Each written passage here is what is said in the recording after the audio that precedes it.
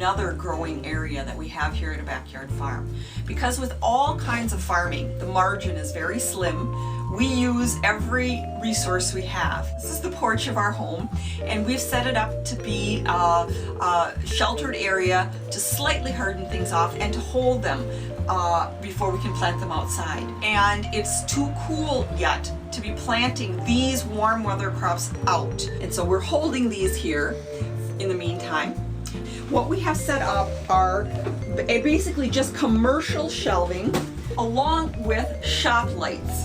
And I use cool white bulbs, just regular shop lights. You do not need to spend the money on fancy grow lights or $600, $700 shelves. This unit is about $200 if you add in all the bulbs, the fixtures, and the stand. What we have here are pepper plants and tomato plants, okay?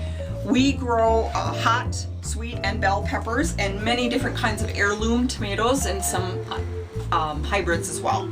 All of our seed is sourced through mostly Johnny's seeds and Territorial. So I really try to stick to those sources. I also use Seed Savers Exchange.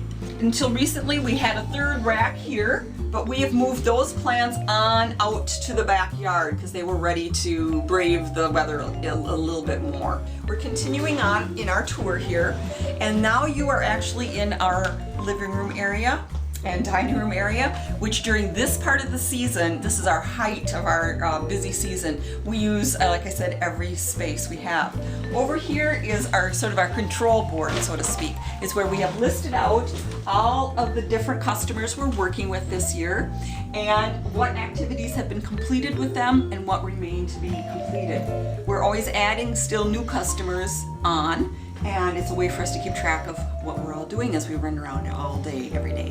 And this is my workstation here at a backyard farm.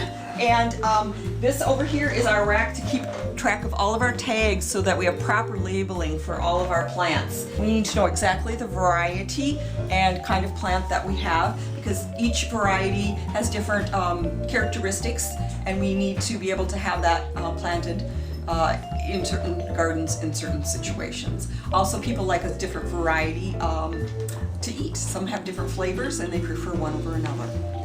This is our kitchen. It is holding some things that it's too cold to go outside for. So this is where this is going to be until tomorrow morning when we can roll it out the door. This is the basil that we trimmed from our seedlings this morning, because in order to have a nice healthy basil plant, we want it to have some bushiness. And so just trimming our basils, we have a couple of great containers to make some pesto with. We're really excited about that. All right, on our way to the nursery, I'll just show you our little deck space out here. All the warm weather things that are ready to be outside are out in our greenhouses, zipped up tight and warm. There's some cool weather things here that are fine being outside. Lettuces, onions, things like that. Here's our staging area where we gather up all the plants for particular customers to take them off. You're also seeing our coolers that we just brought out of the garage to clean up, because once we're harvesting, which actually isn't very long for some of our early gardens now, we will be putting the vegetables with the ice pack in the coolers by our customers' back door so they're fresh when they come home. These little greenhouses are allowed to be up for a certain length of time.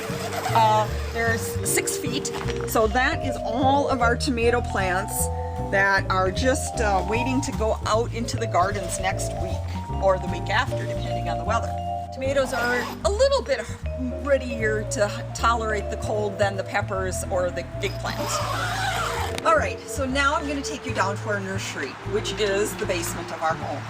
Come on in. So here we are down in our nursery with a couple of our helpers. So we have nearly every surface covered with plants, except for a few spots we're saving for our next batch of things that are germinating. We have the same rack system as we have upstairs in the porch, as well as a table system. We even have a layer underneath the tables because as we were running out of space, I was just like, so I don't know, maybe someday we'll have some kind of third level here, I don't know. We have a great variety from basil, eggplant, sweet potato. I just cord. Yeah, that's one thing you don't want to do with your shop lights. They are not waterproof, so be careful. Don't do that. Down here is our transplant station and our seeding station.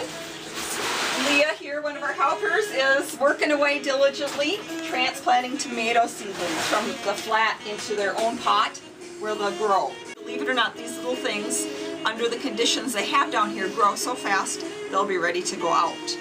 Because the planting season is, for one of the things, is a 2-3 week process, we don't want to have our tomatoes getting all gangly. So we have the first batch that will work planting, and by then it creates a suffering for the plant because they're not meant to hold in a little pot all that long. So we always start ours in batches so that we know we can get the plants that we've got going out, and then we have another batch coming up. One thing I wanted to show you is, or tell you about, is in a greenhouse, a nursery setting, you have to be so careful. You do not want to in any way invite a pest or a fungus or a disease to develop. So all of the soil that I use here is a commercial soil that's pure for germination. But one thing we did encounter this year is some trouble with fungus gnats. That generally is from a bit overwatering. And I'll show you these two eggplants as an example. These two have been growing about 6 weeks. Yes, they're awfully big for growing 6 weeks, but that's because the conditions down here are we really monitor our humidity and our temperature and regulate that closely. So they grow really well. The plant here, this one, you can see some little holes in the leaves. One day we noticed, oh my gosh, holes in leaves. All right, what is going on? That is a fungus gnat trouble, and we quickly sprayed it with what we use for pest control, which is Piola, which is a chrysanthemum-based organic product. You can see the leaves that grew subsequently don't have any sign of the holes, so that we know it's been effective.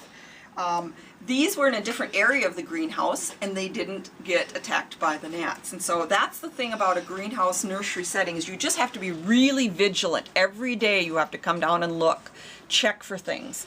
One other thing that we had this year was a little bit of moss growing on the surface of our plants. And so for that we use cinnamon. Cinnamon is a natural antifungal, and it just really took care of the moss and a few mushrooms that we had, and just clean things up that way.